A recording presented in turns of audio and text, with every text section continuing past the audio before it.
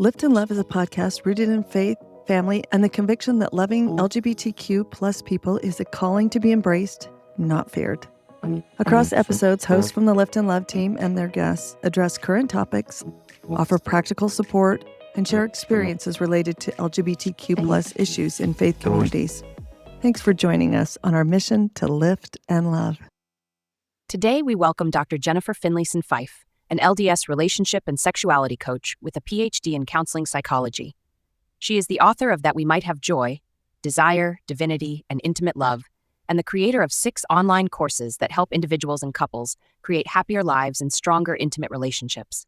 She also hosts Room for Two, a popular sex and intimacy podcast, and is a regular guest on LDS-themed podcasts discussing relationships, faith, and sexuality. Jennifer, we're so excited to have you with us. Yeah. As it turns out, we still need help. We still SOS. Yeah. We need your help. We need more of your help. This is such a hard space for families, for parents particularly. This squeeze between their child and the gospel that they love and how they show up in this church. And by necessity, it changes. It's to be one of the real pain points because our kids are amazing and we adapt to that easier than we can. The changes that happen to us within the gospel and at church. Yeah. So we need your help. You always give such good advice. Yeah. So President Nelson has repeatedly warned us that spiritual autonomy is a critical part of spiritual survival. Let's talk about like a real tool set. What does this look like in practice when I'm a parent? So the first thing we wanted to ask you was, how can we build the muscle it takes when it pertains to support of LGBTQ children? So I think, just to frame it, we so often think of this as something going wrong, like something kind of has gone askew, and now we don't know what to do, rather than to love is to run into the pressure point, the question of what does love ask of me in this relationship, right? And so to raise your kids and to care about them, whether they are LGBTQ, whether they have other struggles, the question of what does it mean to love this child? What does it ask of me? And that is hard because it's easy to maybe love a child that's just like you or that wants it. Most of us are pressured by that question. And I'm not in any way minimizing the way that having and loving an LGBTQ child as a faithful Latter-day Saint is a different level of challenge to that question, but it's still what I think the gospel is about. What Christ taught us is our work, our soul work. And so it's just maybe more punctuated. It's kind of more in our face, the question, than if we have a child with mental health problems or something like that. And or a child that just, I don't know, is making choices we don't feel great about or something. And so I think that it's the kind of, we grow up learning kind of what the rules of the road are, what the gospel asks of us, what are the commitments we make. But then there is the question of, what does it mean to love this person? What does it mean for who this soul is? And we often have the temptation to try to shove everybody back into the framework rather than utilizing the framework as a kind of starting point, but then to think, what does it mean to love this child? What does that ask? And to look for what the spirit of the law is, rather than perhaps what many of us wish for is the longing that the world would fit into the letter of the law. Wishing the world were simpler. And often meeting the fact that the world doesn't fit into the letter of the law with kind of anger and frustration, rather than it never was going to. And so the letter of the law kind of helps us build a framework, helps us build an inner compass, but then we have to use that compass to sort out what is the higher law here. I think of, like, if we're thinking in tools, you mentioned a compass. I was talking to somebody yesterday about how we have to change what our measuring stick is. So maybe the prescribed letter of the law is like, this is the covenant path, and these are the milestones, and here's what you check off the list. And instead, we switch to the spirit of the law, which is a measuring stick of love. And that's that is everything is measured by love. And you would hope that the covenant, all these other things were teaching us more about relationship and love. And sometimes it doesn't quite connect the dots that way. And so switching over to this measuring stick of love, I feel, is permission giving for parents, because we're shifting what success is defined as. Yeah, no, and so we get that love measuring stick, and it feels so much more expansive. Yeah. I think sometimes when we learn the standards of the gospel, or like how to be a successful person in society, with these ideas, and we imagine, if I just do all these things, I'm going to have a pain-free life. Everything's going to work out for me because I've lived by the rules. And soon enough, if we're paying attention, we realize, oh, that's not actually true. I can obey all the rules and still have a spouse who wants to leave the marriage, or have a child who's struggling with mental health, or something that challenges our feeling of control. And then kind of can meet that with anger that we don't have the control we want, rather than this helped to protect me to grow into a person more capable of sorting out what love actually is about. So yes, these things were valuable, but they weren't going to allow me to escape the soul work of loving another soul. And I think that sometimes why this gets difficult, I think to your point, Darice, is that we want more control than we actually have, and more control than love always is actually about. That is, we think, well, if I love my child, then they will go back to being the kind of person I think they should be. Or if I love them, they won't struggle in certain ways. And that's just not true. So much about loving them is caring about them, caring about what they're sorting through, valuing them as a person, even if they walk in the world differently than you do, and being invested in their well-being, but being clear about what isn't your job, what you don't have control over. Because I think, at least in my life, if I'm trying to control more than is mine to control, it interferes with love. It's more like, wait, you need to be something different, or you should feel this way or do this thing. And that is more about my ego than it is about love. And the questions of the ego and control and love are often in tension around these important relationships. Yeah. That's really, I think that is what we're talking about. And that is a real hard shift to move. My mom used to have a little piece of art in her room, and it said something. It was a woman, and she was floating in an upturned umbrella. And it said, sometimes I like to pretend, I hold on to the handle and pretend I'm in control. And other times I realize I'm just floating free. Yeah. And I can see that my mom doing that work of letting go of children that weren't doing what she had been raised to hope that her kids would do. And that little memory, that little reminder at her desk of, I'm not in control, and I might as well enjoy the ride of floating in this umbrella in the sky. Yeah. But anyway, I think of that a lot. Last year at Gather, you spoke on the main stage, and I loved, you had mentioned the natural man, and you said, the natural man is when you serve the ego over what is true. And I think that, of course, that is our natural impulse, especially as women at a certain age, growing up in the church and being told, your kid's success and their celestial outcome is your responsibility. So we talk about control and ego, and it feels to me programmed in, and that is a scary thing to let go of. It's very, but then you get that into that tension as you have this LGBTQ kid, and you are trying to learn, what does it look like to have them thrive and flourish? And then you kind of that your integrity starts poking at you and saying, hey, some of this is maybe not what you know or believe to be true, and it feels out of alignment.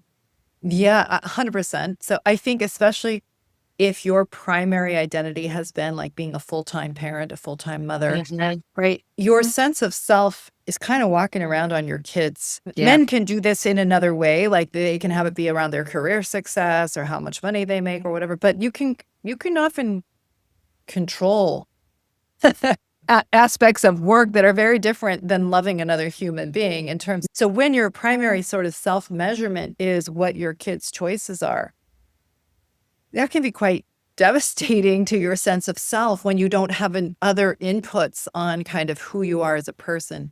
And so that pressure, I've certainly worked with non-LDS clients where either as the parent, they felt tremendous sort of measurement through what their children were doing or not doing, or adult clients who felt their parents pressuring them to go to certain universities and certain, professions because the parent was measuring themselves through the child's choices.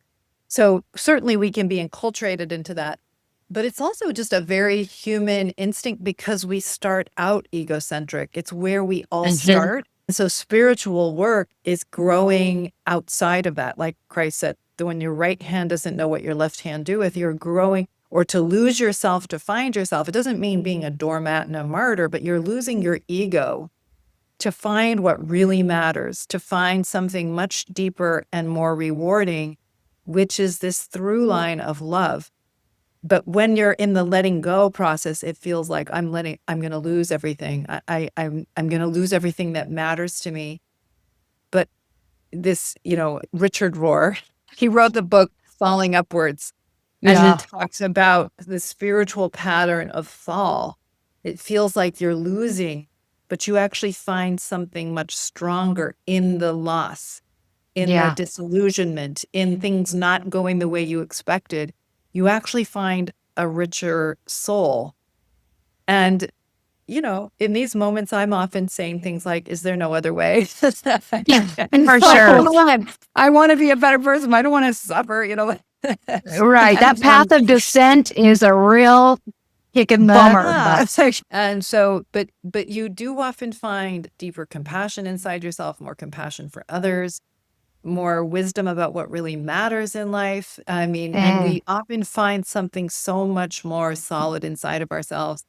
And some of the strongest people I know have gone through really hard things, they themselves or in their families, and they found a deeper compassion and soulfulness that makes it easier to be with them, makes it, you feel you can be your whole human self with them because they know something about what it really means to be a human being.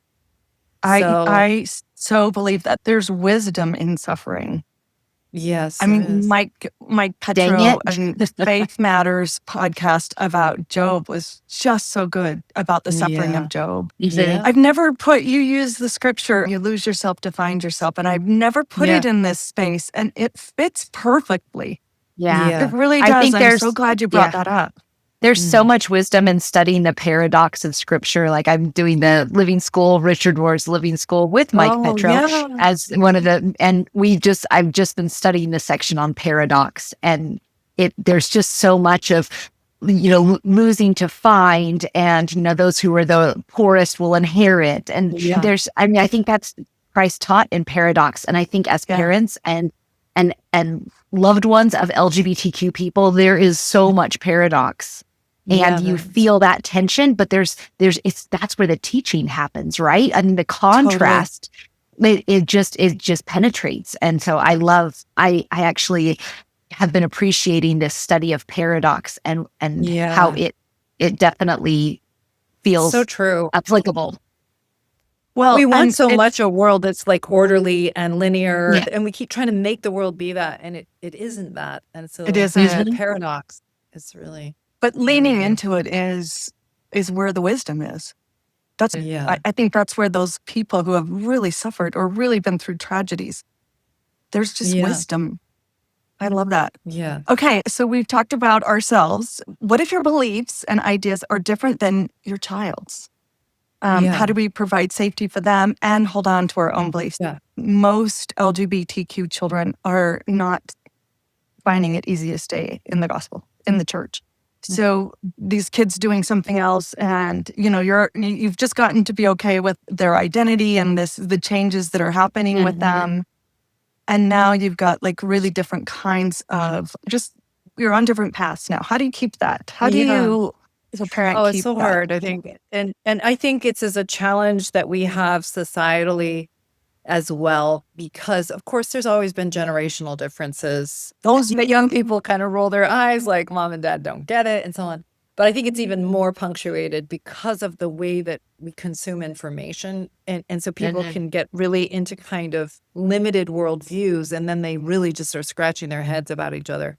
And so what I think is, when you're saying safety, but also how do you stay in real conversation, I think the safety comes, the basic idea is that I love you and I trust you. I trust you to sort out your way.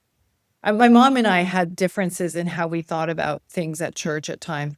And I remember sharing with her some of my struggle and disillusionment, and even saying to her, I don't want to disappoint you, Mom. I don't want to make you worry about me because, I love you and I don't want that. And I remember my mom just saying to me, Jennifer, she's like, I trust you. I trust your goodness. I trust your ability to sort out in your relationship with God what is good for you. And she's like, I've got my own stuff to work out. I don't need to worry about you. So, No, I love that.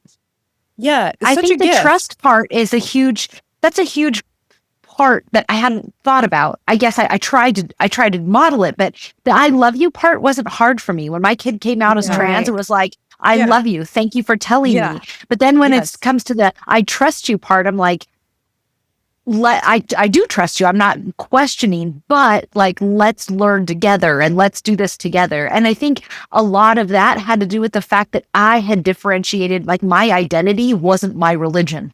It's very much a part of who I am and what I believe, but it didn't threaten my sense of self to have my kid pick something different. And if I hadn't been in that space, it would have been much more challenging for me to lead with love. It would have led with fear. Well, what I loved about my mom's, go ahead. I love this because you're building on the beginning, which is I love you. And then when it gets panicky, you move into this trust that your mom's talking about. Yeah, and I think it was genuine. She wasn't like, I'm supposed to say, I trust you. I trust you. Please make the right choice. I think she really did. I mean, there was a humility in her position, which I really appreciated about my mom. She had the ability to see goodness in people of all different walks of life. She really saw it. So she really did lead with the idea of you have the light of Christ in you, like I have it in me. And there's no reason why I should think that I get it more than you, or that you don't deserve your own process to sort out what divinity is calling for in you. And so I think that she genuinely saw that, that was really helpful, but it also made me much more receptive to, why didn't this bother my mom, the thing that bothered me? Why did it not feel like a problem to her and things like that? Because she was open to me, it made it much easier to be open to her. And so that's the other thing I would say 100%. is that I've learned a lot from people who see the world differently than I do by being in genuine conversation. Right. So for my mom to say, like, this is why this has meant a lot to me. This is what it's meant for me. It made a lot of sense to me. I see why I can see why that means something to you. I can see, given who you are, your history, why that has been a source of comfort for you that it hasn't been for me.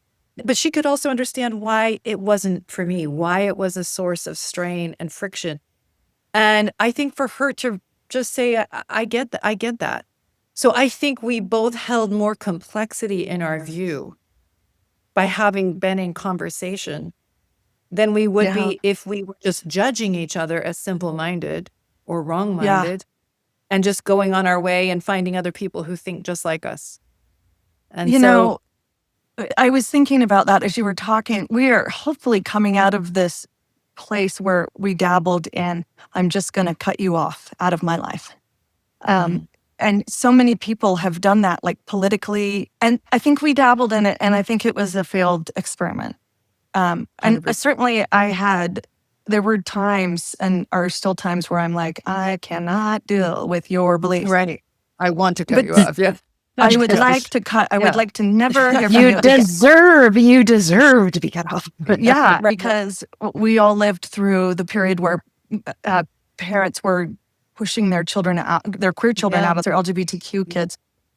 And then when Lift and Love really got going and I was talking with moms during our support meetings, like the moms would say that the children had cut them off, which I fully understand, especially when they're not getting any kind of support back from their parents. Yeah. But even with parents who are really trying, I just saw that as so sad. Let I dig in deeper. And I love this. Yeah. And if the child can say, I trust you to learn my name, my pronouns, who I am, to understand what's coming from me. And the parent can say, I trust you to make your way just like I have. Like, then we're back in communication again, even though we don't agree always. Yeah. Would you say that's one of the, like, if we're talking about tools, like, I feel to me, what I'm hearing is, as a parent, educating yourself and learning is a great way of saying, I trust you. And then you are equipped, you have the more tools. I remember when my oldest was first on this path of like having a trans kid, and she's like, here's this booklet you can read, from PFLAG, or here's this, and just educating myself felt like an act of love and trust. Like, I trust that this is this path that I am on to learn how to be the best parent you need me to be. And I think it's not just a passive, like, well, my kid's gay now, so I guess that's that, but learning what that means and then how you can support them. Yeah. It helps me feel empowered because I have the info, Absolutely. So I think if I were to kind of try and nail down tools, just to be concrete, I think in some ways, it's learning what is your job and what isn't your job. My job is to know and be invested in my child's well-being. My job is not to get them to be like me, not to get them to believe like me, right? It's to know them, care about them, and be invested in them. And so that's not easy. I'm not saying those are easy things, but at least it's getting clear about, because when we're trying to change their view, there's often something about ourselves that we're trying to get worked out. If we're trying to get them be like us, and we may even think you would be happier if you were more like me. Obviously. It's not even that we're necessarily wrong about that idea. We may see a child who's struggling with something and you think if you could figure that out, you would be a lot happier. But the thing is, if I'm trying to make it my job to get you to do that, I'm actually stepping over the line and interfering with you growing into the expression of divinity that you can be. My job is to know you, care about you, understand you, learn from you, and share who I honestly am. And I know that sounds like, isn't that kind of the same thing? It's different. It doesn't have an agenda in it. Get something. I'm here to know you and be known to you, to love you and to let you know who I am. And that is an organically, it's really what my mom was saying is, I love you. I know you have a work to do in your own relationship with God that's not mine. It's not my job.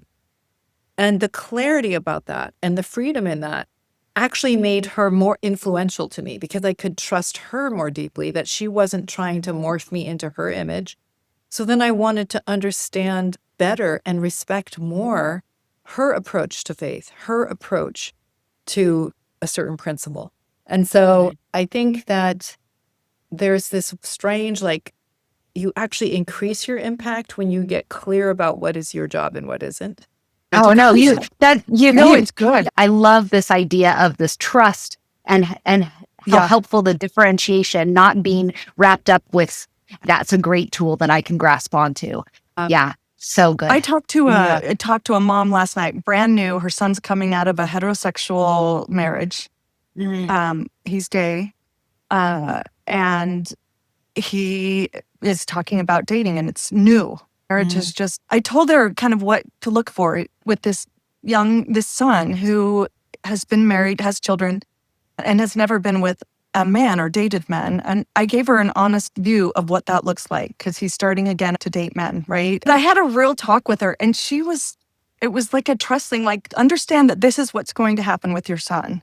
And if you can talk to him about this in ways like, I understand that this is what's going to happen with you. And, I want to be here for you. It was just so freeing for her.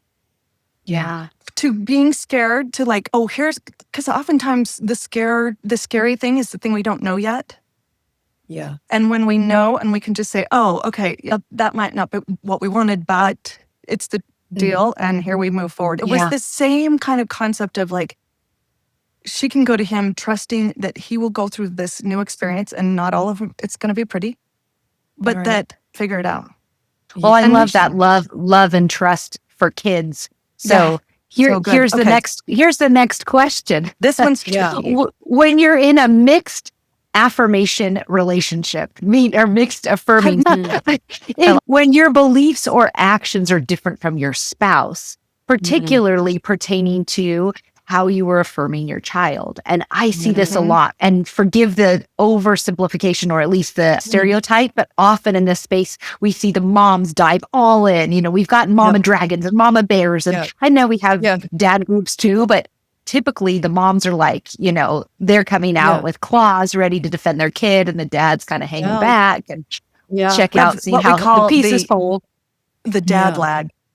Yes. And oftentimes it gets to be really contentious between the parents, because here you're protecting a child and you feel like the husband becomes, and it is often the husband, and it is often the stereotype, but the husband becomes the aggregating, the aggressive factor. Right. So how do you work with this? Okay. So it's so much of. So this there's also a dad lag often with special needs children. Okay. So really? I'm not trying to diss men at all. Okay. Because it's not always the case. Right? But I think that, I do think, again, I'm speaking very stereotypically, but I do think women, generally speaking, are more wired to map the needs and feelings of people around them. That's what keeps babies alive. That they're tracking, I think she's hungry. I think, he needs a nap. And dads are like, what? I don't, because they're more linear and focused. Okay. Right. And not even because they don't care, because they're just not tracking the same data often, because I think women are more wired for mapping and compassion. And that's why a lot of women can feel very controlled by what other people want from them, because they're taking in all that information, where men are not as attuned to it. And I just think it's how our brains are wired differently, plus how we're socialized. So very often when a mother has a child, an LGBTQ child, she is often more primed to understand and have compassion for the vulnerability of that child. She knows about their vulnerability. She has mapped it and tracked it and protected it, and now sees, oh my gosh, my child may be an adolescent, but I see them as now being vulnerable in a different way, than I thought, or than my other adolescent kids are. And so that protective instinct, there can often be primed for it and ready to kind of go in, and arguably even at times be overly protective and overly guarded, in a way that can keep the child from maybe growing some of their own self-confidence. So they can sometimes overprotect. Then fathers who, I think often in traditional realities, but also given that it's often men's strength, are often more the kind of the law. Like, this is what is expected. This is how we do things in this family. Often people, when you look at the research on parenting, the kids who thrive most have both in their families. They have expectations that are high and highly responsive parents. And so they're high on both fronts. So men have often represented more expectation. I know I'm speaking ridiculously stereotypically here. And women have often been high on responsiveness. But what happens is when there's some new challenge, often couples pull into their respective positions and they get entrenched in ways that even they don't feel good about. The parent who represents mercy is kind of overdoing it. The parent that represents justice is overdoing it. And yet then they kind of use their anger at the other person's position to kind of get more entrenched. And so what couples have to do, which is really, it's very intuitive, to go and create a collusive alliance. Okay, like let's say you have an LGBTQ child and you're the high compassion one, and you're just kind of like in this protective thing. Well, it's often going to drive more anger on this part of the parent that's less affirming because they feel excluded. They feel like the other parent's Interesting. coddling. And so it can drive more like, is this even real? Kind of making this happen. And so what is hard to do, but very important to do, is to recognize if I'm going to really stand up for my child, he or she needs us to have more of a united front as parents. No, the child's not going to say that, but that's true. Kids do better when their parents are in conversation with each other, not managing their differences through their kids. And so even though it's hard to do, it means going to your other parent and saying, why don't you affirm? Or why are you so coddling and protective? And it's not about why, you loser. It's like, again, back to that same thing of, I only have part of the puzzle here. I only have part of the perspective. Why do you see it differently? And I want to use your view to get my view cleaned up a little bit and vice versa. So it's using conflict and difference to be in honest enough conversation to expand your view. I mean, honestly, even though I hate these kinds of conversations because they're invalidating and they stretch your view of things and they're uncomfortable, at least for me. If I look back on my life, I always think it's always those conversations where I talked to somebody who really thought differently than I did, who really had a view. It's very often those conversations that grew me up a little bit, that helped me see more complexity in myself, in the world, in how I approach something. And so even though they always are uncomfortable for me, they always are very rich. They really make my life better. They make me a smarter person. But it means going into invalidation to do it. And so we tend to not do it well. Hard. Yeah. So hard to do. That's where I stop. Well, and when you're talking about your child's vulnerability, you feel like that is at risk. Yes. Yeah. So then You're gonna really, Yes. you're going to really, But you're going to make them get more behind that wall. vulnerable. If Yes, you, agreed. let's say you're coddling and you're driving their father's or their other parents' anger, you're making it worse for the child. So if you are like, I'm standing up for them, I'm going to go deal directly with this difference. That's so good to look at it that way. We are Yeah. making it worse. And I did it to my husband early on. Like, don't you dare do this to my son. Yeah. Yeah. After a while, I was like, okay, that's kind And I think that we also, like, my husband has never hesitated affirming our queer kids.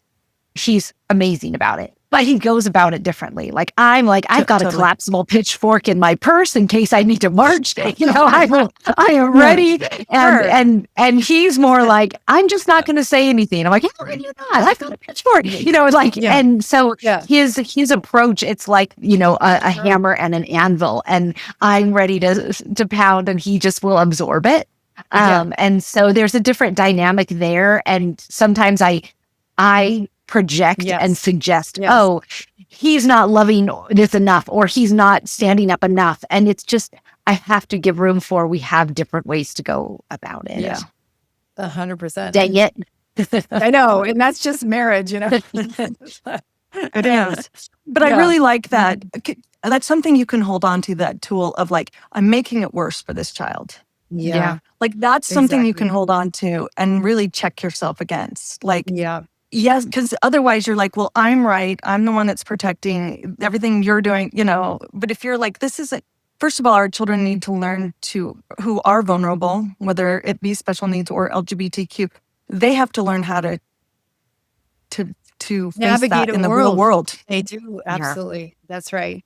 Exactly. And sometimes in our coddling, we are actually undermining their self-confidence. I have a special child, and one of the things he's said to me at times is, you haven't expected enough of me, you know. And I think he's right. But, you know, of course I was like, oh, I don't want him to be vulnerable. I don't want him to get teased. I don't want these things.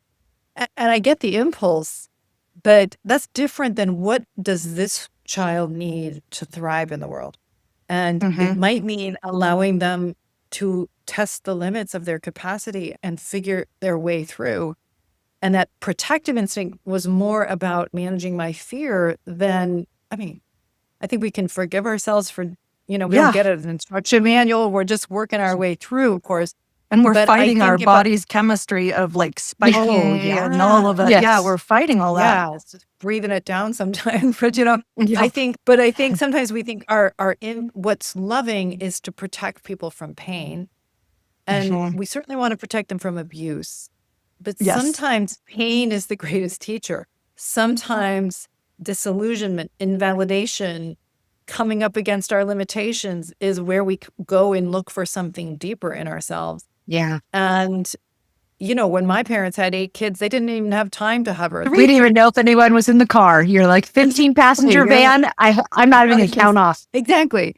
And when you have 3 kids, like I do, it's much easier to hover and overprotect. Uh-huh. And I'm not sure we have a more anxious generation than we've ever had because I think we are sometimes overly protective, but it's often serving something in us more than for the child.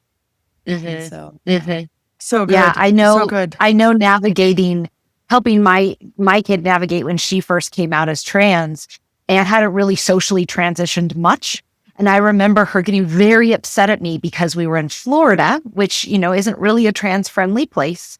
And she wanted to use the girls' bathroom. And I was like, I don't think this is safe for you. And so I think there's a monitoring of where is this coming from? I'm trying to educate, help her understand the bigger picture, how someone else might perceive this. Like, I know where you are on your journey and I honor that. This guy who sees you going into this bathroom after his 5-year-old girl probably isn't going to interpret it the same way. yeah. And so, there's certainly like all the wisdom that you shared with the balance of teaching them. Yeah. This isn't me out of 100%. fear. It's me trying to help you be equipped to navigate with a bigger picture. And that's always a lot then we get to second guess ourselves about where's this coming from? Yeah, no, I know. And so we've made peace with all of the things within our family and our spouse, and what we believe and our support of our children is not supported by the members of the church when we say, we feel like we need to say something in a class. And even when a bishop comes against our support of a child or a stake president when you're doing a recommend or whatever. Yeah. But parents need to be able to move into that space of this is our life and this is how it is now. We need to be okay at church. So what do you suggest there to work with them, which makes it hard? 100%. So I think I have maybe 2 thoughts about it. So the first one, okay. All of the thoughts. See if I can keep remembering them. But the first one is that again, just normalizing the tension that you're in, that nothing's going. You're in a system that wants that is designed for order, designed for structure, and you are a variation on that structure. And so there is an inherent tension, and the more you can just understand that nothing's going wrong, even though it feels hard. Okay. The fact that you're in conflict, nothing's going wrong. You've brought 2 people together that are different and you're trying to work out a life. And the fact that you're in conflict is 100% normal. Okay. Yeah. What you do in that conflict is really the measure. How you handle that. Do you handle it with hatred and self-righteousness, or do you handle it with love? And so I think the second idea is, and this is something I remember, I listened to a Malcolm Gladwell podcast years ago where he was interviewing a priest of why can't I say the name of the religious group? Not the Amish, but the kind of Mennonites group. And he had a gay son and he loved his son. And he was a pastor in the Mennonite church. And so he was in that tension.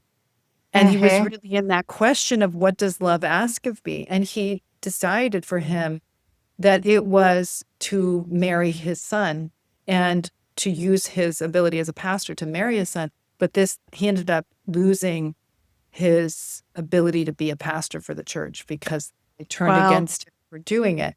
But he still made this really meaningful impact through his integrity and through his decision to love his child. And he said, you can't change the body.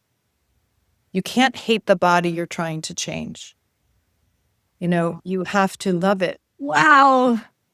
And so just that love is still there for us. And so even though you may disagree, even though you may see limitation, can I still meet this with love and investment and caring about all of these people, even those who see the world differently than I do?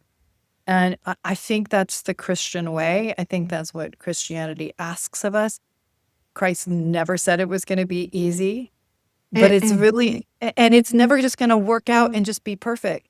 We're often living in the messiness of those questions. But I think our desire to love, our desire to do what we believe is good, that is worth a tremendous amount. And when people feel that you're not being led by, I think one of the reasons Carolyn Pearson was such a force is you felt her love. Even if she saw the world differently than you did, she wasn't trying to tear anything down. She loved her Latter-day Saint people, and she believed in us. And so you could feel that, which really increased her influence and her impact, ability to listen to her, even people who thought very differently than she did. And she actually seemed to be in lockstep with her local leaders. They supported her most of the time. Yeah, She brought them along. She was a force. Exactly. Yeah, because she brought them along. She loved them. And I think that's what kept her tethered, was the love she felt from her local community. Yes, I think that's very true. And I think she also loved. But I think there's when people feel like, okay, I may think you're whacked in the way you think, but I can tell you're not trying to destroy anything. Okay. Yeah. At least that allows you to feel like you're there. I think sometimes when we lead, and so here's my third idea, is whatever we're sharing, we want to watch that we're not sharing it from a place of, I'm up here on the mountaintop, here to tell the rest of you how it really is. Trying to stay in the humility. And by humility, I don't mean one down. Like, this is my honest experience. This is my honest perspective. This is why I think it matters so much to support our kids or to support one another in whatever differences we are in. This is what I think my commitment to Christ asks of me. But if it's about me and my honest experience, it makes it easier for people to actually learn through your story, through your honest view, through the humility of your perspective that you're sharing truthfully. They can still be like, well, I just don't see it that way. And they don't have to see it that way. But it's also harder to kind of just shake it and dismiss it. Now, if you come in like, look, all of you need to repent, and these are the, people are more likely to just dismiss you as a know-it-all and, one up, they can just kind of write you off and kind of hate you back. So I think there's something about just the intimacy of sharing our own experience. And, I know in my own congregation, I often lead with, like, for me, this hasn't made sense because of blah, blah, blah. For me, I'm not able to accept this idea because I feel like it means this, blah, blah, blah. I know some people may see it differently, but for me, that's not worked, and they might still be like, well, if she had more faith, it would, but that's fine. But at least they don't feel like I have a destructive. I love that. I love that. And we could put that to every one of these questions. You can't hate the body you can't hate the person you're trying to change, or the body, or the institution, or the classroom. Yeah. Exactly. That is just so, that went right into my bones, that piece. Yeah. And the idea that, like, the Mennonite pastor, like, sometimes a bishop will pull your recommend if they think that your support of your child is, against one of the questions, which I don't personally understand, but it's only for a time as well. Right. Yeah. Bishops, and if you think of wisen up, people change, we change bishops, and this is a long process we're going through. And I like when I think about this, when our support of our kids don't align with leaders, we have the greater stewardship. And so that doesn't give us authority to, like you said, Jennifer, like, come at it from this angle.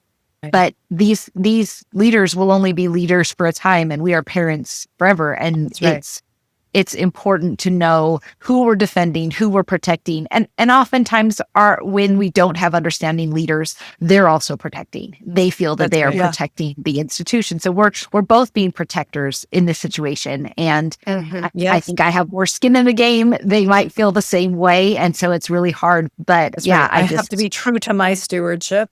That might put us at cross purposes, but I still have to be true to my conscience and my stewardship. Right. And I've often said to myself, I have to take this up with God. So like, even if I'm wrong, like I trust if this is like from a place of more purity of heart, even if others disagree, I'm not even saying I'm right. This is what I feel is right.